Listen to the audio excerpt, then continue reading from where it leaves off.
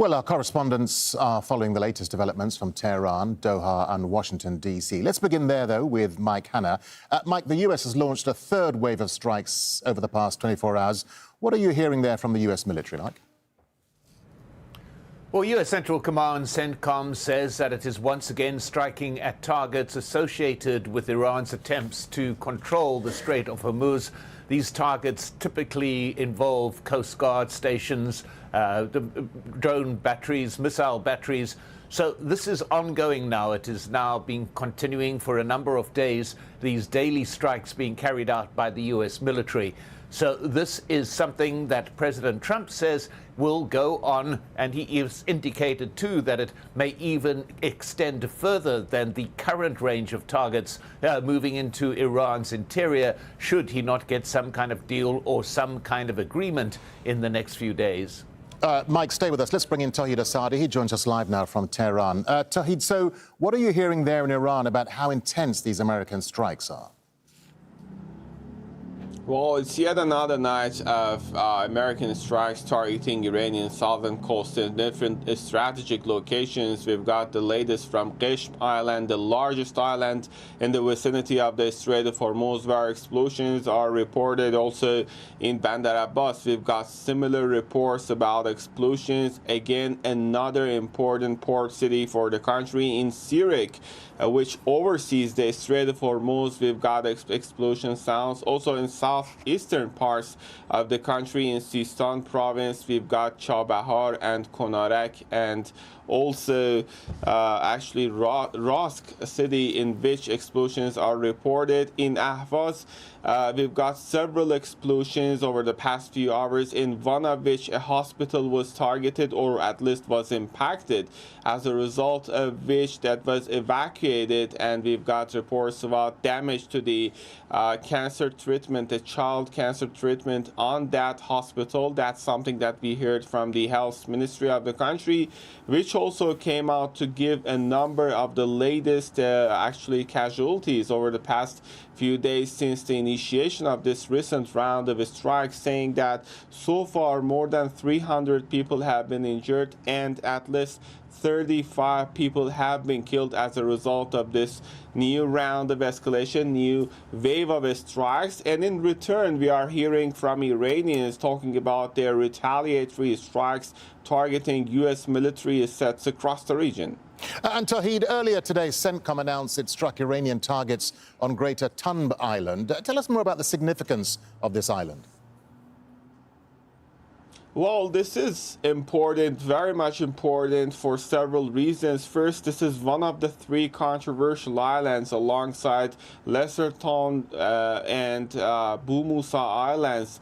And Iran there is trying to flex their muscles when it comes to their sovereign rights that they are claiming over these three islands. And of course, it goes without saying that in terms of the geostrategic significance, we know that alongside other islands such as Qeshm, these are important, seeing the actually control and authority that Iran is claiming for when it comes to the Strait of Hormuz. And also we know that it's militarily important, being considered as a forward military outpost as well as a part of a layered defense system, in which these islands and the control over these islands plays a pivotal role when it comes to the control and regional influence for the country in this intricate situation. Let's just keep in mind that Iranians are talking about a new management, a new authority over the Strait of Hormuz. They're saying that the situation there is not going to get back to the time before the initiation of the war. And when it comes to practicing this claim, those islands, also other coastal areas, are now more and more important. All right, Tohid Asadi, live for us there in Tehran. Tohid, thank you. Let's bring in Zein Basravi from here in Doha. Zein, so Iran has continued attacking countries in the Gulf today. What more can you tell us, Zein? Well, with those U.S. strikes, we've seen retaliatory strikes once again by Iran on U.S. assets in Gulf Arab states. We've seen attacks on Jordan, Kuwait, and Bahrain today. A few hours ago, there were air raid sirens going off in Bahrain. And within the last hour, Kuwait has announced the air defenses are currently responding to hostile drone threats. The General Staff of the Kuwaiti Armed Forces confirms that any explosions that may be heard are the result of air defense systems intercepting hostile targets. Now, that is certainly there to allay fears of the people living in Kuwait of what they are hearing.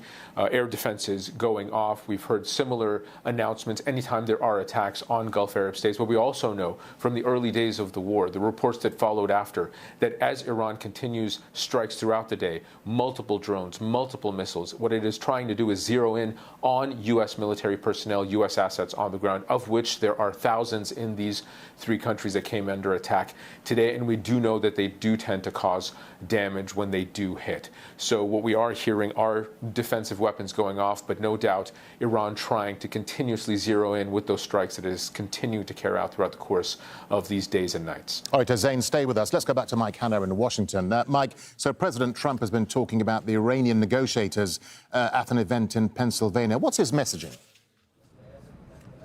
Well, he's saying that there is still some kind of dialogue going on. He repeated what he said some 24 hours ago, that his people, as he put it, have been talking to their people, indicating or implying that there is an avenue of dialogue which exists between the U.S. administration and the Iranian administration. But I must just mention a rare expression of gratitude by President Trump to Iran. This has happened in the last 12 minutes, where on his Truth Social, he's posted a report saying Iran has allowed an American citizen who was wrongfully detained in December of 2024 to leave the country. She is now safely outside of Iran and in good condition.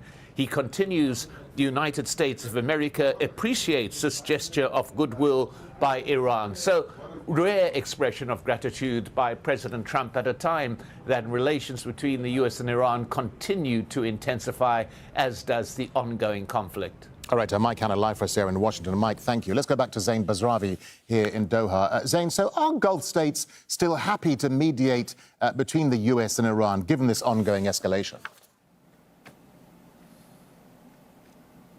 I think happy is a difficult word to use in this scenario. Gulf states have no choice. They have to mediate.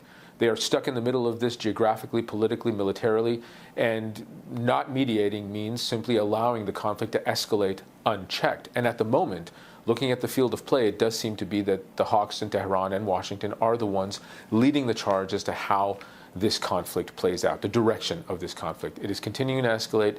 Things are continuing to get worse for 4 or 5 days in a row now. The U.S. continuing to carry out new waves of strikes, and Tehran responding with retaliatory attacks on U.S. assets in neighboring Arab countries. So mediating countries right now, Oman and Qatar leading the charge, certainly. Other countries, the GCC, are certainly in charge, but heavily critical of Iran's continuous retaliatory attacks. Are they happy to continue to mediate? There is no other option. But is mediation really working? Nothing seems to have stuck so far. The memorandum of understanding seems to be on the back burner. Any sort of dialogue seems to be taking a back seat to what we are continuing to see as open conflict, a return to hostility, and continuous escalation of these strikes in Gulf Arab states. So what the mediators do next will matter. One point of perhaps, one positive point perhaps, is that the Speaker of Parliament of Iran has said that this is an existential crisis. On the day that we saw Abbas Araghchi, the foreign minister, visit Qatar, a GCC country, to give condolences for the death of the father emir who passed away a few days earlier, Sheikh Hamad bin Khalifa Al Thani. Now, this was a conciliatory visit. This was one for condolences, but it is significant as an illustration that there remains some sort of diplomatic connective tissue between a GCC country, between Qatar and Iran. That does remain. Whether or not they discussed peace talks, whether or not they discussed a memorandum of understanding, these are all open questions. But the fact that there was a diplomatic visit, even at a time of escalated tensions, that is certainly something positive. But we're looking at breadcrumbs at this stage. If these two sides, if the U.S. and Israel on one side continue to attack, and if Iran continues to retaliate, then it will become more and more difficult for mediators to try to find an off-ramp. All right, Al Jazeera's Zein Basravi live for us here in Doha. Zain, thank you.